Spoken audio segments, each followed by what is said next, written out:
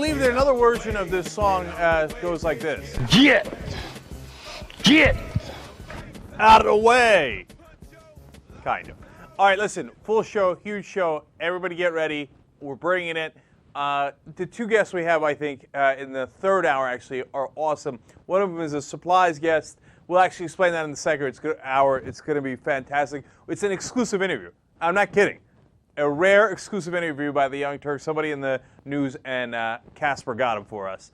So that's going to be fantastic. All right, now, in this hour, two main things, well, three main things. One is crazy Republicans. Hey, out with the old, in with the new. Same news, right? But new level of craziness. That's coming up a little bit later in the program. And then point number two is the obstruction has begun. It has commenced. And have already launched several torpedoes. I will explain that in the next segment. All right, but we start with WikiLeaks. There has been a great number of revelations continuing to come out through WikiLeaks. And, well, we got them all for you. They make a lot of big ones. They make a lot of little ones. Let's start with the practice called bachabazi. Now, we've talked about this on the show before.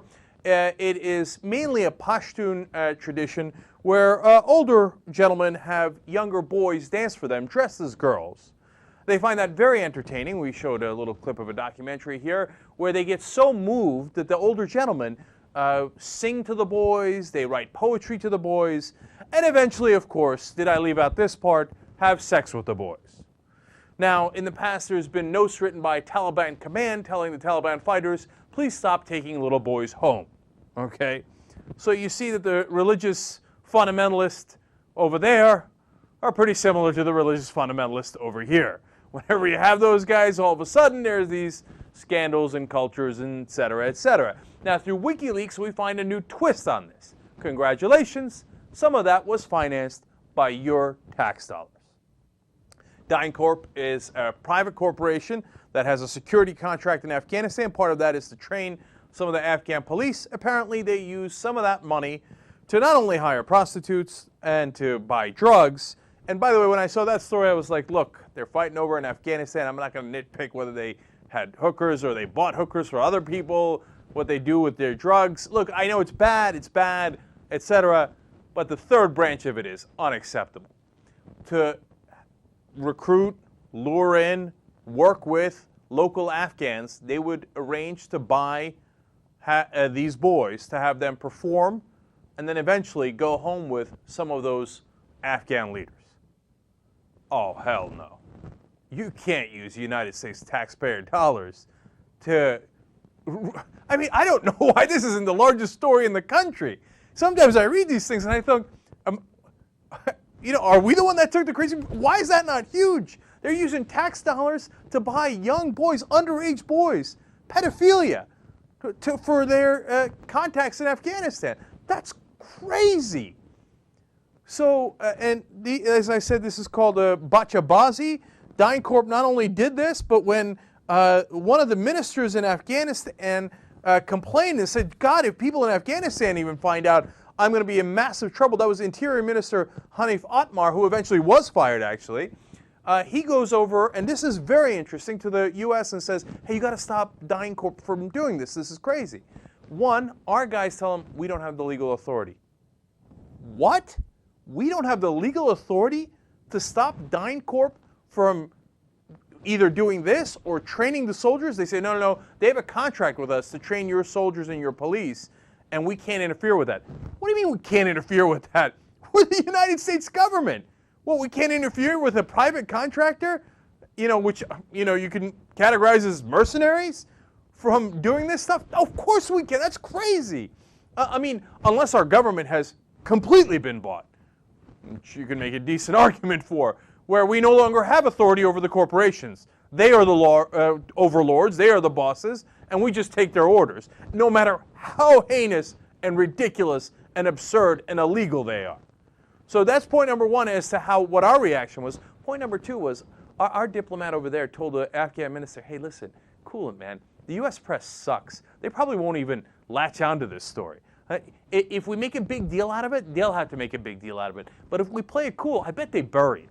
And it turns out Of course they did. The Washington Post in July referred to this practice as, quote, questionable management oversight. Really? Yeah, I would call it questionable. But did they even explain it, what it was? No. Here's how they explained it. That DynCorp workers had, quote, hired a teenage boy to perform a tribal dance at a company farewell party. No, that's not what happened. They hired a boy to do the tribal practice of having sex with him. That's what they did. This wasn't some like, oh, no big deal. They're just having a local dance. And so then our diplomat turns around to the Afghans and say, see, our press sucks. You didn't have to worry about a thing. And now we find out through WikiLeaks that, of course, it was far, far worse than that, and that the Washington Post did not report the whole news. And by the way, in a Guardian article about this through WikiLeaks, they said that they have a long tradition of doing this, the Afghans do, Pashtuns in particular. And of course, not all Pashtuns do it, and as you can see, it's controversial in Afghanistan as well. And that this dancing, this activity, quote, sometimes crosses the line into child abuse, with Afghans keeping the boys as possessions. Yeah, that would cross the line when you keep a boy as your possession.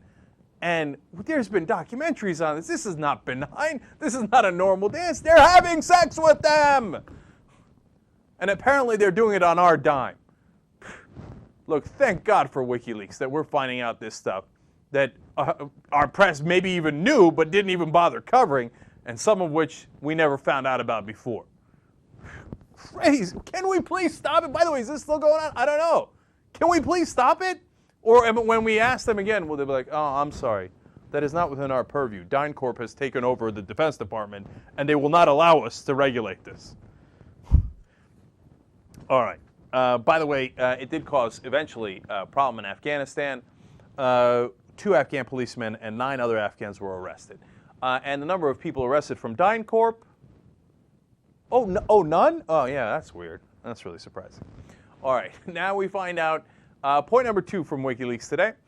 Mahmoud Ahmadinejad, of course, president of Iran, is apparently in some degree of trouble with a great deal of other power brokers in Iran. He's apparently being hounded by assorted fundamentalist clergymen who have accused him of interfering in religious affairs, a judiciary that has apparently humiliated him, according to the Los Angeles Times, in interfering by delaying the release of the American hiker Sarah Short, which he had apparently agreed to.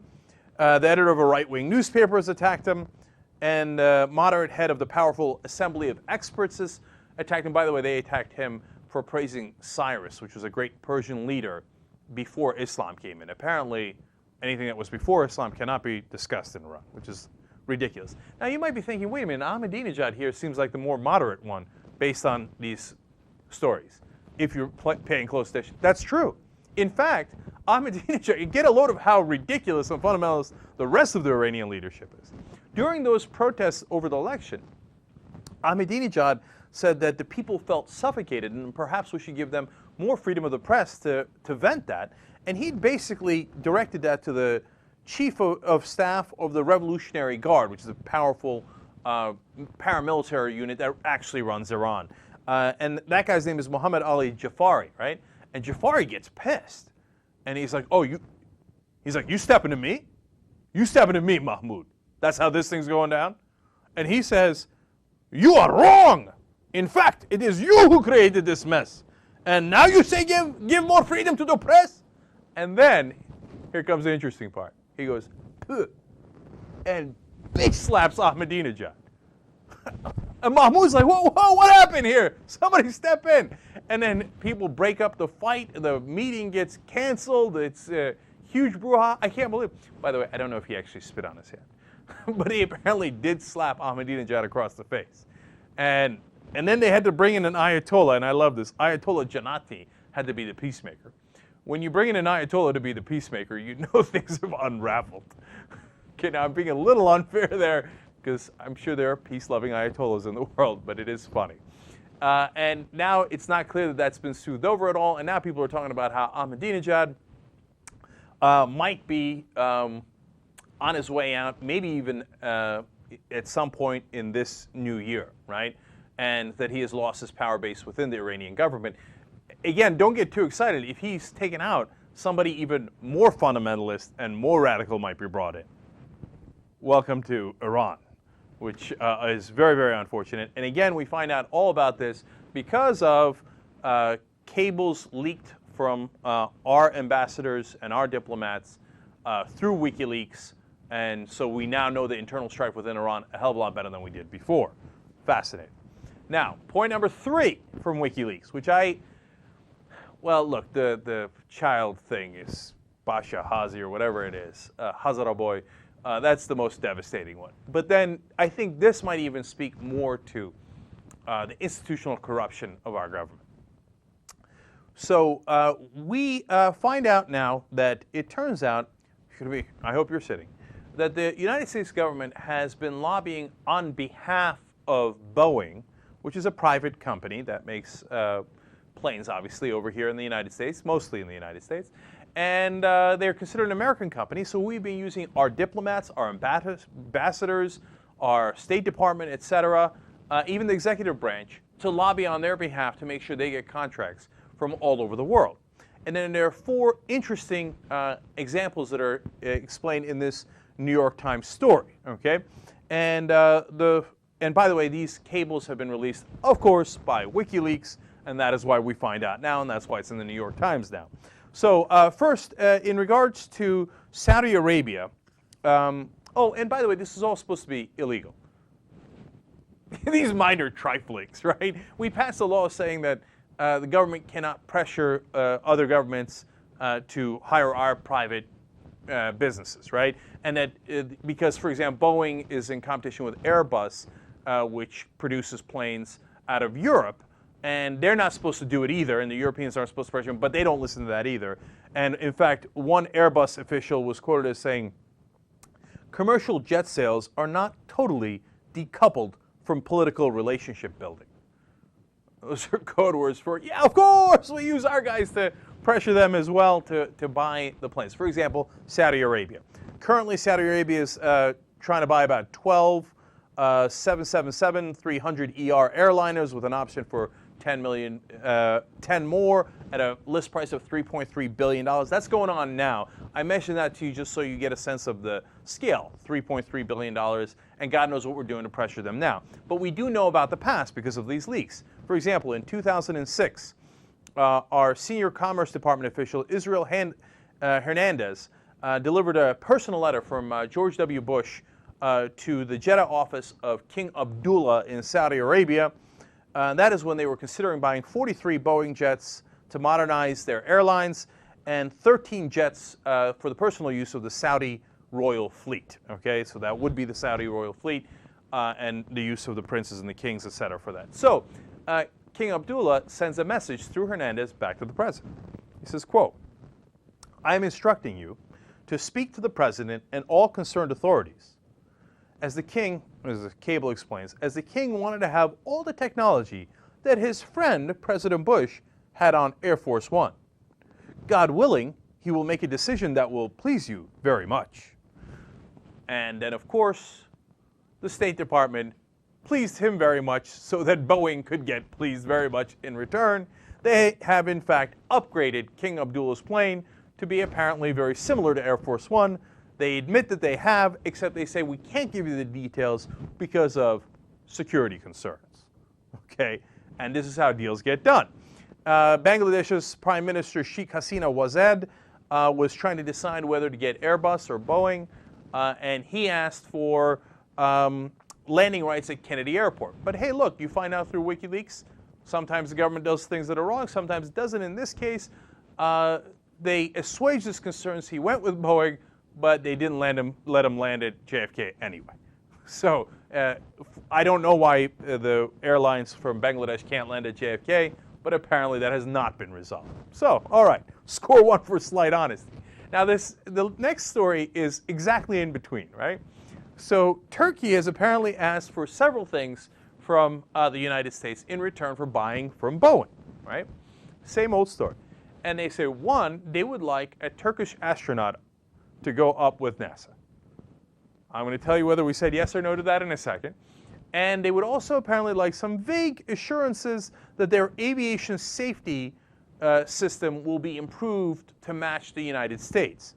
And the person making these requests is a guy by the name of Binali Yildirim. He is Turkey's Minister of Transportation. Makes sense.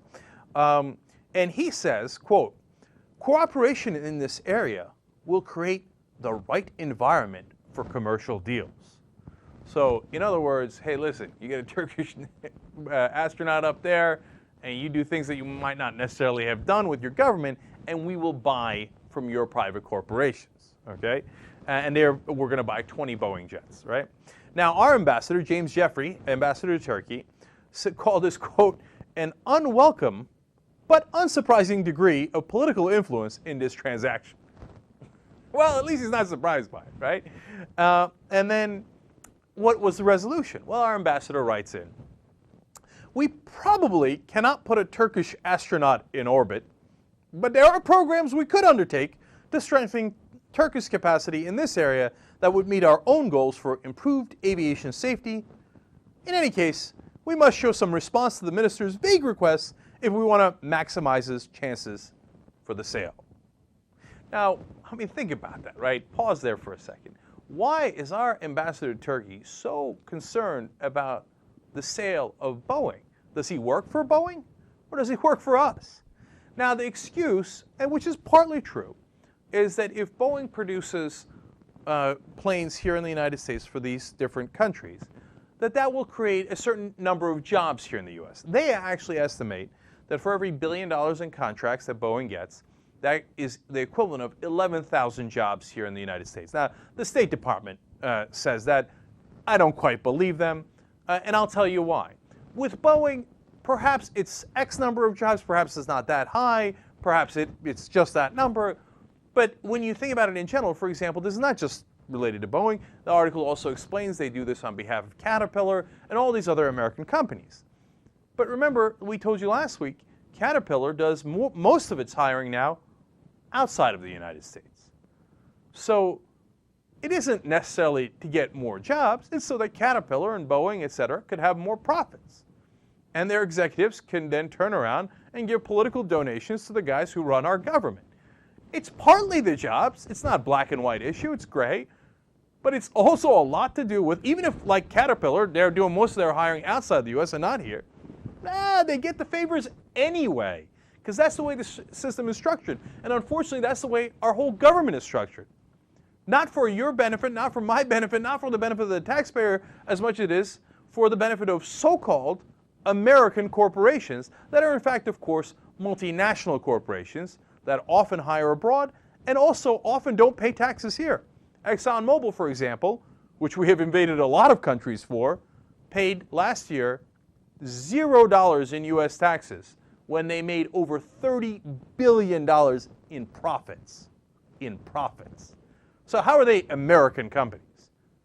See, this is an excuse because we're now a giant corporation and our State Department and all of our government in some way or another works for those multinational corporations. This is the Borging. This is the taking over of America by corporatism. There's one more example. In 2007, Bahrain had decided to go with Airbus instead of Boeing. It was going to save them, according to these documents, $400 million to go with the European guys instead of the Americans. Instead, what we did was we lobbied their Gulf Air management, their board members, the government officials, and representative of parliament in Bahrain, and then eventually the Crown Prince himself.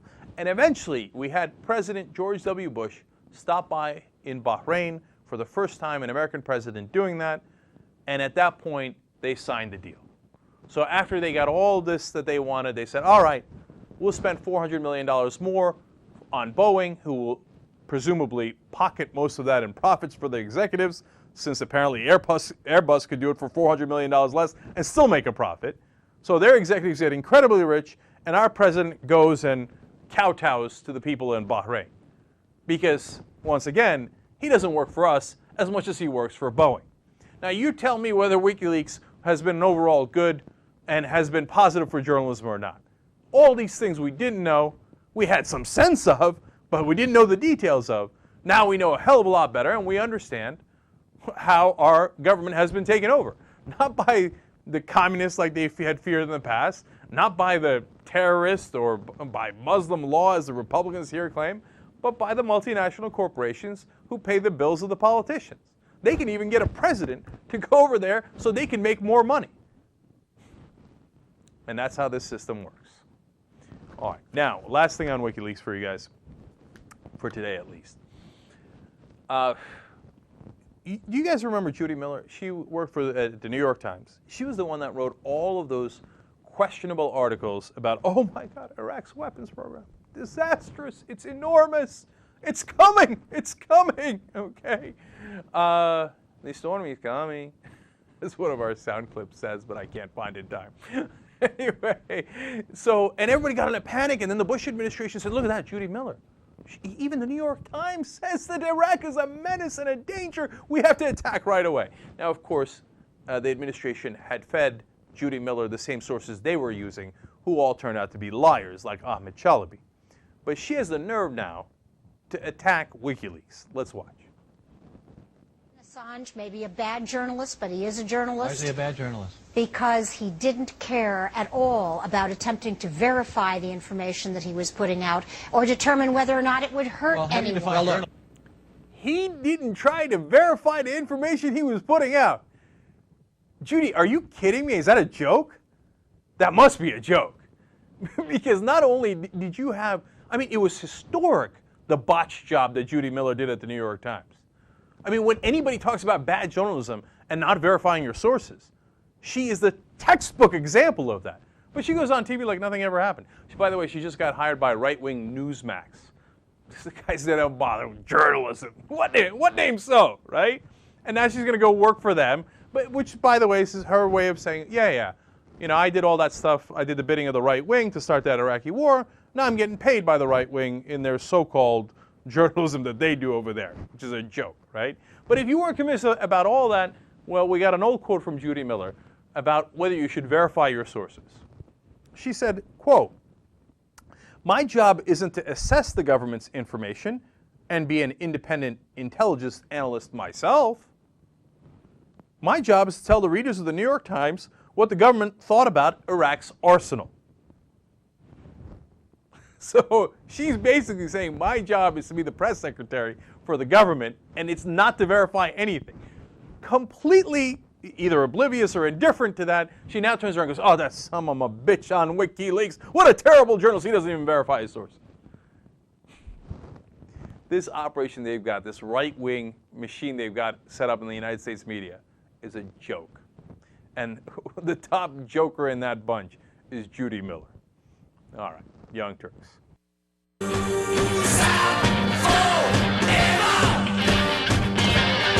All right, during the break, we were doing nothing but geeking out.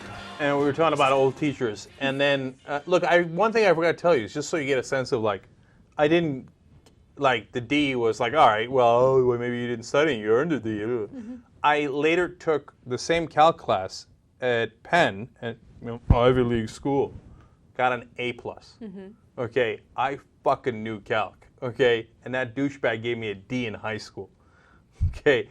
And just to make more money. That's what drives me crazy, okay? That's as unethical as it gets if you're a teacher. Of course. By the way, I saw Waiting for Superman over the weekend. I want to talk a little bit about that in the postgame, okay? So we'll do that, and we'll do Anna's old battle stories that she's still carrying around from school. All the injustices that were done to her, okay? Yes. We'll do that in the postgame for members. By the way, since we're talking about math, I have one super quick personal story, okay?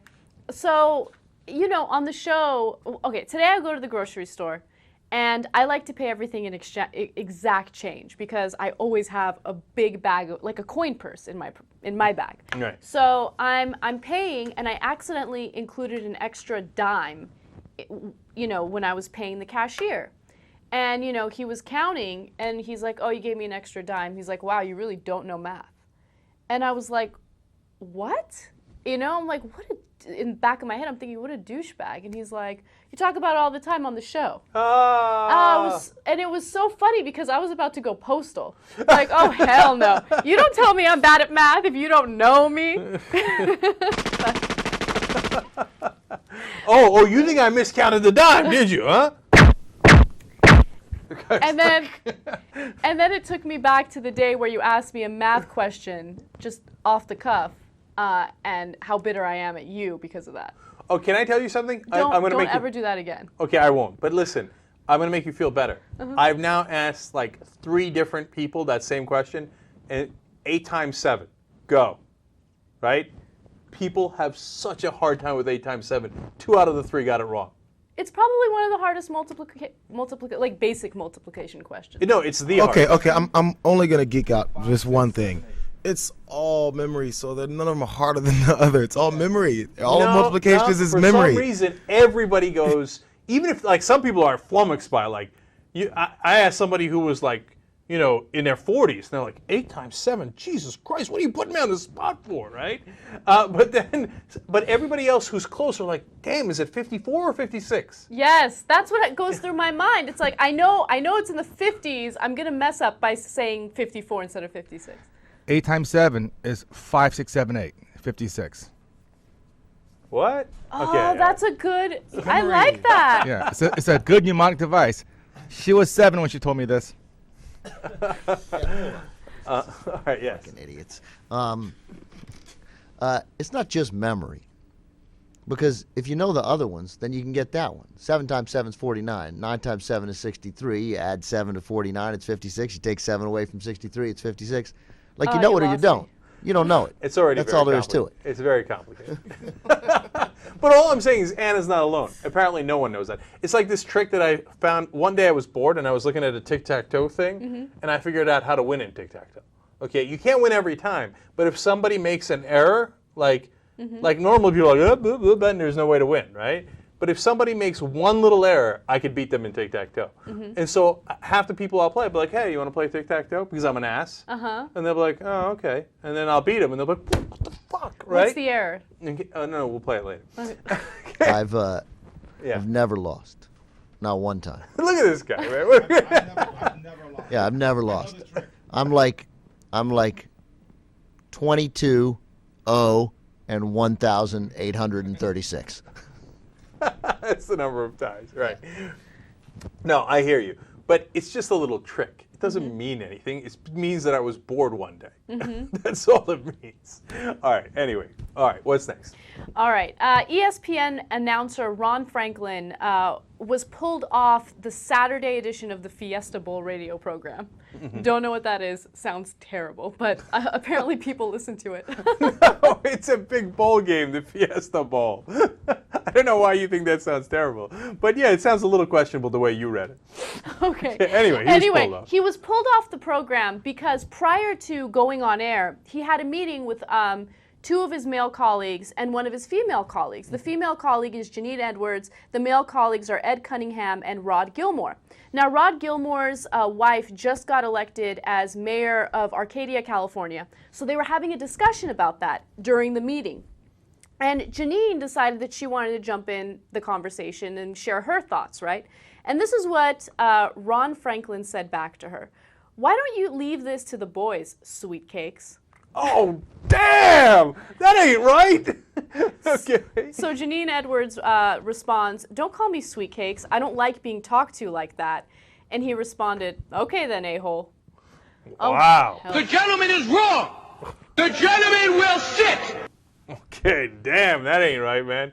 Look, because, first of all, there's some great irony here because they're talking about how a woman got elected mayor, it happens to be one of their wives, right? And now, you can say sweet cakes, that's, old school, and first of all, you're on dicey ground the minute you go to sweet cakes, because that's so old school, it's kind of like Chinaman, okay? But once you go over the top and, tell her to butt out sweet cakes. leave this to the boys. Oh, no, That's saying you are not intelligent enough, you are not smart enough to engage in this conversation. So leave it to the boys because we're superior. Guilty. There's no way. And I agree with you. There are some men who still use words like sweet cakes or hun, honey, sweetie, things like that. And there are women who take offense to it. But me personally, I don't. I think it's fine. Sweetie, hun, I think those are a million times more benign, right? Sweet cakes. Yeah. You know what I'm saying? But there are guys out there that are super old school, so they will use terms like that, and you just got to brush it off your shoulder. I guess it depends on the context of the conversation. Right. And by the way, sweet cakes, I think, borders on sugar tits. Oh, that's what I was about to. I mean, Okay, I Mel prefer Gibson's sugar good. tits, but Okay. But anyway, so just so you know that this wasn't an accident, right? It turns out he'd gotten in trouble for this before, doing almost the same exact thing, where he talked to a sideline reporter named Holly Rowe, and during a Purdue game where she said, "Hey, listen, they're using the timeouts when they were behind 49-21 because they want to stay in. Even though they're not going to win, they want it to be competitive, etc." Which I actually agree with her on. Ron Franklin told her, "Holly, it's not giving up. It's 49-21, sweetheart." yeah, he was being patronizing, condescending. Yeah, not okay. No. So now the question is, are they going to suspend him or not? Are they going to fire him? They pulled him from one of the games. They couldn't find a replacement or not quick enough to pull him from the other game, etc. And look, I always feel terrible saying somebody should be fired. So I don't know if I go that far. But they got to pull him aside and be like, "Hey, listen, dude, at the very least, first of all, indefinite suspension or something. And dude, we can't have this, man. What are you, crazy? Why are you telling your fellow employee this incredibly demeaning? How can you not understand it's demeaning?" Right. I think it is difficult to fire him or not, right? It's a really hard question to answer. But you got to keep in mind that you want to create a work environment where all of the employees get along with one another, right? There can't be any animosity between people. There can't be any disrespect like that. I think respect is the most important thing. You don't have to necessarily like someone, but you have to respect them. So the fact that he has shown disrespect toward female colleagues not once but twice, that speaks volumes. So I hope they take that into consideration. Right, and he got in trouble before for that, and he did it again anyway, right? So that's a pretty bad strike against him. And to give you one last analogy to see you get a sense, like if you do it for women in the context of sports, I think a lot of people think like, maybe, right? And that ain't right, because now imagine if he did it on the basis of race, right? Like they have an Asian sideline reporter, and he's like, "Hey, listen, Steve, leave this up to the big boys, okay? No Chinamen here." Okay, he would be instantly fired, right? Right. Instantly, right? So here we're having a conversation because it's men and women, and sweethearts or sweet cakes is not as bad as Chinamen, but in this context, it's pretty close. Yes, agreed. Are you pulling the trigger? Would you fire him? I don't know if I would fire him. I think that it's likely that I would, but it's not guaranteed. I would definitely pull him aside and be like, "Dude, what are you doing?" He'd definitely get a suspension. JR and Jesus, real quick, what do you guys think? No, the suspension thing, and then he's got to figure it out. And really, he's on zero chances. Anything slight after having the full-on conversation, and you have to gauge the kind of conversation you're having if he's really listening to you. Because I don't think he doesn't listen to anybody. Yeah, that's the other thing, right? Exactly. No, I 100% agree. Like, you're on massive strike, too. Now, we're not on zero tolerance. We gave you massive tolerance. Now you're on the thinnest possible ice, so just watch your shit, dude, okay? But if in the middle of the conversation, he's like, "Oh, come on, man. We got all these chicks running up and down the sideline." I'm like, "Okay, dude, you're gone. You're gone." Out. Okay, we can't have it. That's crazy. All right. Most reasonable court in the world, TYT Supreme Court. All right, what's next? CNN host John Roberts is planning on leaving CNN to join Fox News as their senior national correspondent. Yeah, look, I don't want to get too harsh on John Roberts. I don't know much about John Roberts. He's vanilla. He's like the same, anchor actors that they have on all the, the different stations and stuff. And we've talked before about how he was a VJ in Canada before and introducing his. But, everybody's got a different background. Look, Jon Stewart was a comedian, and then he's fantastic. I mean, he's still doing comedy, but he's also, delivering some of the smartest commentary there is in the country, right? So I don't want to hate on John Roberts too much. But the reason I think this story is important is it gives you a sense of why the rest of the media never criticizes Fox News. See, John Roberts isn't going to go on the warpath against Fox News because one day Fox News might hire John Roberts. And that's exactly what happened here, right? But so I'm sure they give him a fat payday because that's people on TV make a lot of money, right? So now everybody's thinking, hey, I could be the next John Roberts. Am I going to throw Fox News under the bus? Unless they're Oberman or they're those opinion guys, including myself, they're not going to do it.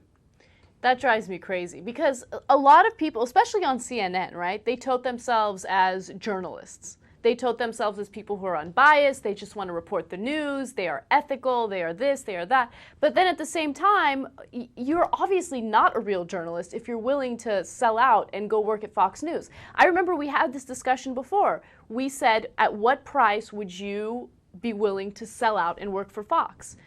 No amount of money. My pride and my real belief in actual journalism and actual truth is more important than working for Fox News and making $1 million a year, let's say. Right. I wouldn't be able to live with myself. I have to be honest with you. Yeah, I know. When we had this conversation, the rest of us said, oh, there's a price. Okay. Like, I mean, you're going to I don't believe you, especially you. I don't believe that there's a price. I don't know.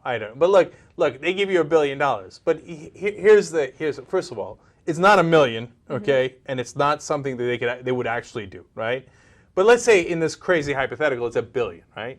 All right, then you take the $1 billion, and those suckers, they probably would go bankrupt after you give me $1 billion. So that's not that bad, right? But then you got to retire. You know what I'm saying? You can't come back with a straight face and pretend you're still a reporter or a journalist or whatever. You just move to the Bahamas and go, all right, look, I sold out. That's just what it was, okay? And now I'm in the Bahamas. I got my feet up. That's what it is, right?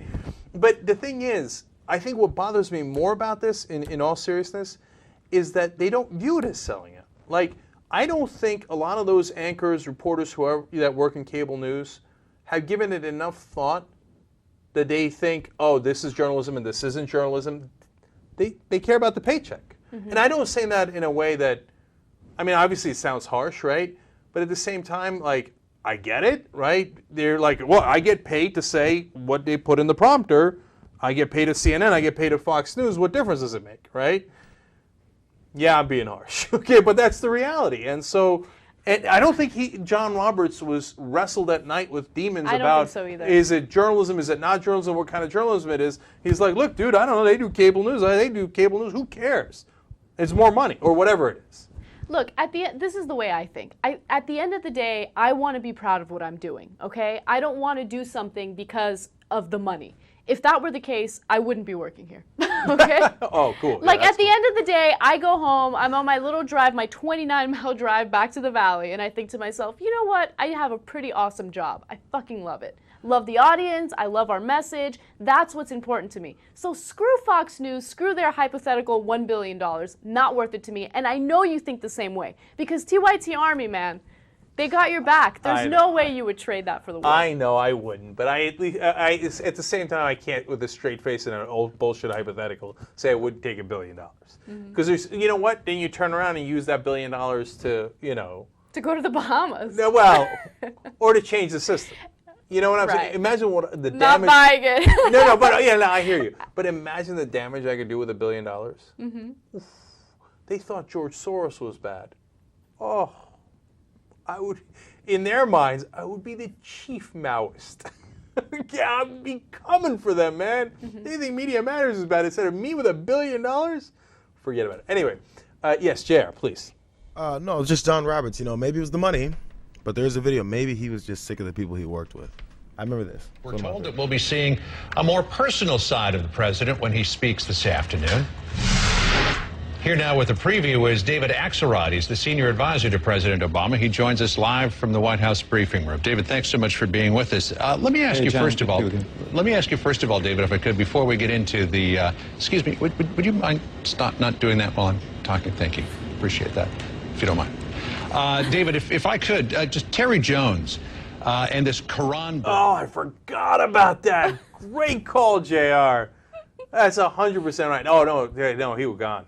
You know, but think about it, too. Look, these actor anchors are in tight spot, too, because there's only 3 networks, right? Mm-hmm. 3 cable news networks. So if MSNBC isn't going to hire him, and he's got a falling out with somebody, with the producers and his anchor, and they say, hey, John, man, it ain't her, it's you, you got to go. Mm-hmm. Where is he going to go? He's going to go to Fox News, right? And Fox News is going to love it, because they're going to be like, you see that? This guy was on CNN. Now he's on Fox News. Look at how fair and balanced we are. See, like since he was on CNN, he is a real reporter, and now he's on Fox News, and we have real reporters. So whether John Roberts knows it, doesn't know it, cares, doesn't care, he is totally played into Fox News' hands. You know, there's also the huge possibility that he's a Republican himself. That's also possible. Right. And remember, a lot of these anchors make a ton of money. Right. I mean, that's why, final thing on this, is that when they were discussing whether to tax the above 250,000, the tax cut deal that they just made, Schumer had proposed to move it up to $1 million. And part of the strategy behind that was, if you moved it to $1 million, most of the people on television would then be in favor of it, because they make between 250,000 and $1 million. Right. And they hated it, right? They hated the tax increases that would come if you took away the Bush tax cuts. And so they were talking shit about it. And the idea was, then they would say, well, I mean, $1 million, okay, then you're rich. Okay, and then you can tax those guys. So, I mean, look, keeping it real, that's part of the calculus here. He does have twins on the way, though. It is the money. It's been pointed out. Yeah, oh, no question. Yeah, he's married to Kira Phillips. Yeah, one of the. Yeah, at CNN. She's in Atlanta. He moved to Atlanta for her. He was also with CNN, so it all worked out. But now he's going to stay in Atlanta for Fox News. And last thing, there are some grumblings, not from me. They're calling bullshit on you, Anna. You would take that money for Fox News. No, I believe Anna. I believe that she is young and foolish enough not to take the money. And look, the question for a lot of us is how much, right? For me, like, if you give me $1 billion, I'm gonna destroy you later with it anyway. All kidding aside, so I would definitely take that, and then later be like, whoa, now I'm coming to burn your house down, right? For Jesus, it might be a lower threshold to work at Fox. Jesus, what's the amount? I'm just curious. How about $500,000 a year? Please. I'll register as a damn Republican if they want me to. I don't give a shit. You'll do what? I'd register as a Republican as well. I don't care. So you have to vote Republican and prove to them somehow that you're voting Republican? You have to vote for Jan Brewer in Arizona. For how much? 500,000. Okay. In. Oh, yeah. I get a purple finger. Instinct finger. Okay, I'm not going to go any lower because he might go low. So let's just leave it at 500,000. All right, keeping it real, man. All right, what's next? Should we take a break? Oh, disaster. We have to take a break already. All right, come right back.